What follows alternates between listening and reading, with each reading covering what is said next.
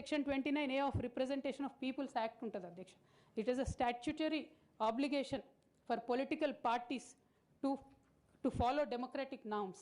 అంటే ఒక వ్యక్తి ఒక పార్టీలో చేరాడంటే ఆ వ్యక్తి యొక్క భావజాలాన్ని కానీ ఆ వ్యక్తి యొక్క భావ ప్రకటన స్వేచ్ఛను కానీ ఆ పొలిటికల్ పార్టీస్ హరించడానికి లేదు అధ్యక్ష.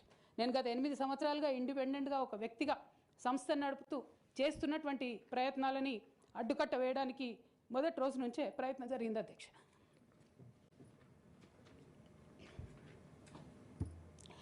కానీ ఎక్కడ కూడా నేను తెలంగాణ బిడ్డలని తెలంగాణ ప్రజల్ని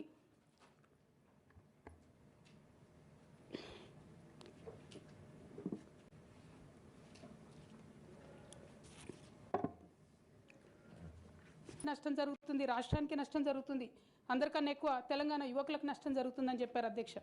ఆనాడు వారు సరదాగా ఒక మాట అనేవాళ్ళు, అందరికీ కాంట్రాక్ట్ పోస్ట్ ఉంది, మరి ముఖ్యానికి ఏదైతే ప్రశ్నించడం నేర్పించినటువంటి బీఆర్ఎస్ పార్టీ అధ్యక్ష అంతర్గత వేదికలలో అనేక సందర్భాలలో నేను ప్రశ్నిస్తే అధ్యక్ష నా మీద కక్ష కట్టారు అధ్యక్ష. కేసీఆర్ గారు చుట్టూన్నటువంటి కొందరు వ్యక్తులు తప్పక చెప్తున్నాను అధ్యక్ష ఈ మాట, ఎందుకంటే భారతదేశ రాజ్యాంగం ప్రకారం రాజకీయ పార్టీలు ఏవైనా కూడా ప్రజలకు ఒక దిక్సూచిగా నిలవాలి అధ్యక్ష, ప్రజలకు ఒక దారిదీపంగా నిలవాలి. పార్టీలోనే అంతర్గత ప్రజాస్వామ్యం లేకపోతే రాష్ట్రంలో ఎట్లా ప్రజాస్వామ్యం ఉంటుందనే విషయాన్ని కూడా మనందరం గమనించాలి. కాబట్టి ఈ మాట చెప్తా ఉన్నాను అధ్యక్ష.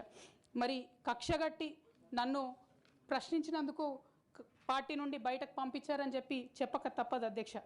అధ్యక్ష మొదటి సంవత్సరం నుంచే రాష్ట్ర స్థాయి నిర్ణయాలలో ఎక్కడ కూడా నా పాత్ర లేకుండా కట్టుబడి చేసినారు అధ్యక్ష. ఇవాళ ఆనాడు బాధపడ్డా ఇవాళ నేను సంతోషపడతా ఉన్నా అధ్యక్ష. ఎందుకంటే అధ్యక్ష ధర్నా చౌక్ రద్దు చేయడం అనేటటువంటిది ప్రజాస్వామిక హక్కుల్ని కాలరాయడంలో మొదటి మెత్త అధ్యక్ష. ఆనాడు ఇంటర్నల్గా ఎంత ప్రొటెస్ట్ చేసినా కూడా రాష్ట్రం వచ్చింది, ఇప్పుడు ధర్నాలు ఎందుకు, దరఖాస్తులు లేవు, ధర్నాలు లేవు, అన్ని పనులు చేసి పెడతామని చెప్పుకుంటూ వెళ్ళడం జరిగింది అధ్యక్ష. అట్లానే రైతులకు జరిగినటువంటి అక్రమ అరెస్టులు అధ్యక్ష, ఇవాళ ఒక్కొక్క దగ్గర నుంచి రైతులు మాట్లాడుతూ ఉంటే బాధ తట్టుకోలేకపోతున్నాం అధ్యక్ష.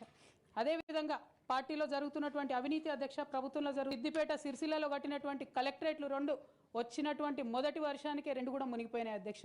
ఆ విజువల్స్ అందరం కూడా మనం చూడడం జరిగింది.